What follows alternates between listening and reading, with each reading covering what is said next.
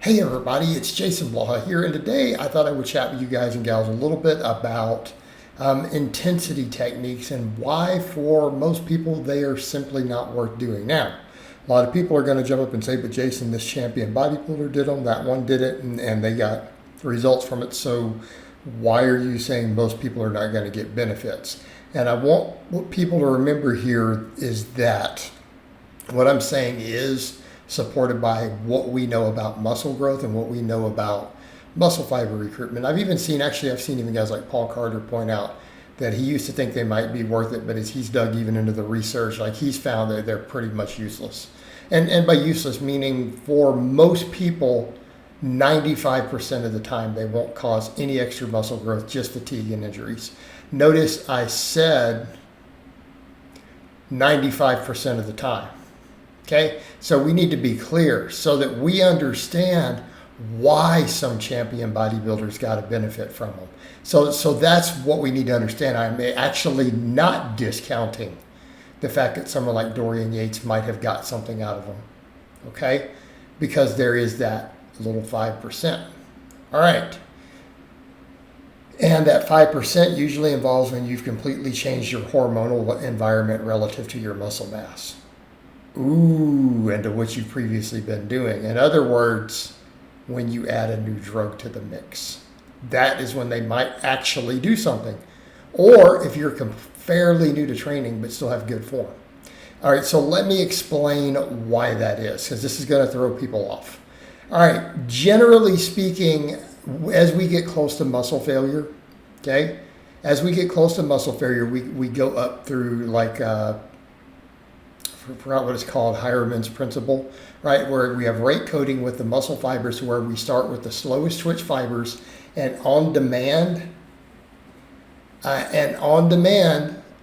we will start recruiting the faster and faster twitch fibers. There's about approximately 20 different muscle fiber types we've identified as various intermediate fiber types, okay? So as you get closer to failure or you get closer to your 1 rep max, we start to recruit those highest threshold muscle fibers, okay? Makes sense?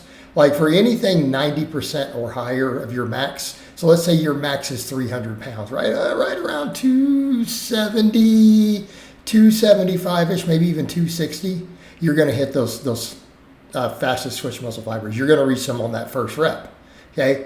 Failing stuff like that, though, you've got to start getting within, a number of reps of failure to start hitting them, okay? And we do that because the endurance fibers get fatigued super fast when put under heavy tension, okay? They don't get fatigued walking.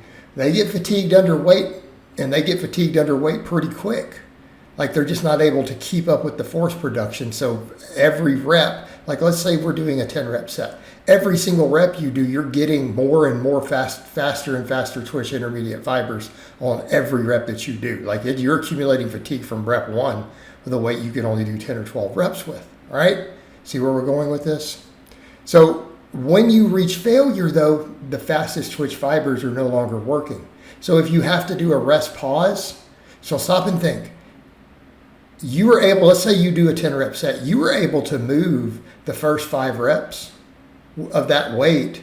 Like, so let's say it's 200 pounds, right? You were able to do the first 5 reps without the fast twitch fibers. They didn't kick in until about rep 6. Once they get too fatigued, once all those fibers are fatigued, you've hit failure. The muscle won't lift the weight anymore. But if you strip some weight off, or someone helps you do forced reps, or you do partials, or you rest 4 or 5 seconds for rest pause, you can do another rep.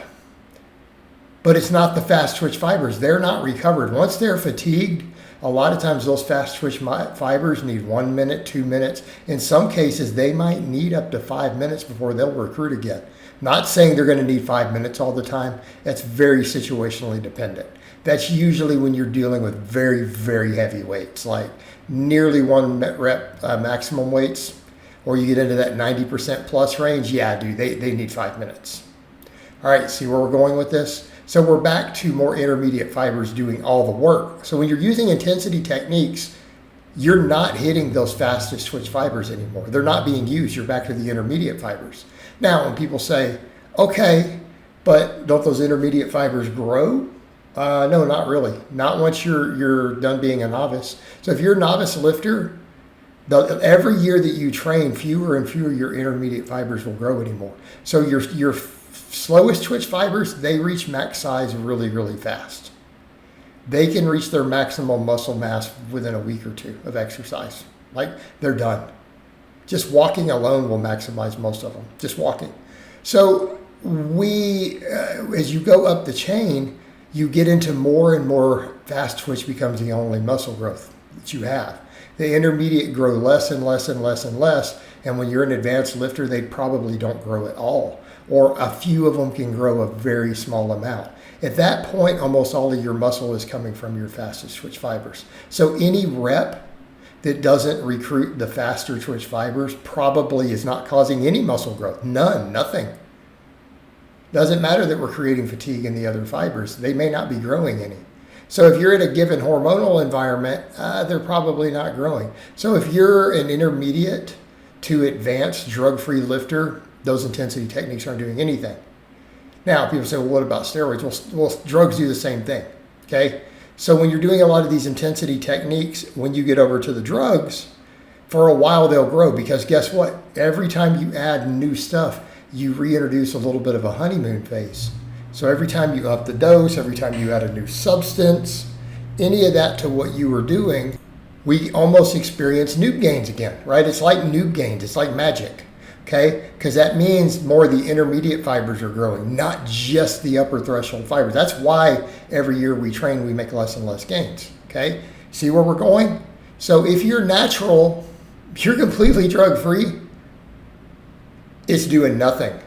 If you stay on the same amount of stuff, so if you're an enhanced lifter and you don't use massive amounts, like you use whatever, you use a moderate amount, say testosterone or something, and that's all you ever use, you'll reach that point within a year where only the fast twitch muscle fibers are growing again. And they're still growing. The stuff is making them grow. But the other fibers got as big as they're going to get off of the stuff you're taking, and they'll stop growing. And if you come off that stuff, they may start shrinking a little bit, okay?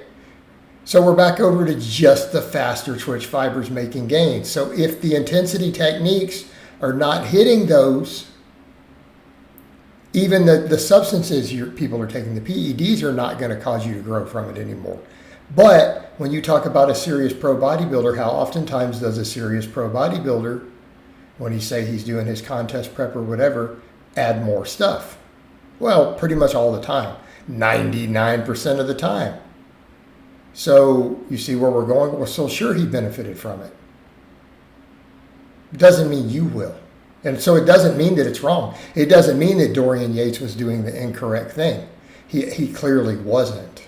It clearly worked. But you also need to put it in that perspective. All right, guys, but that's really all I have to say on that today. I hope it's been informative.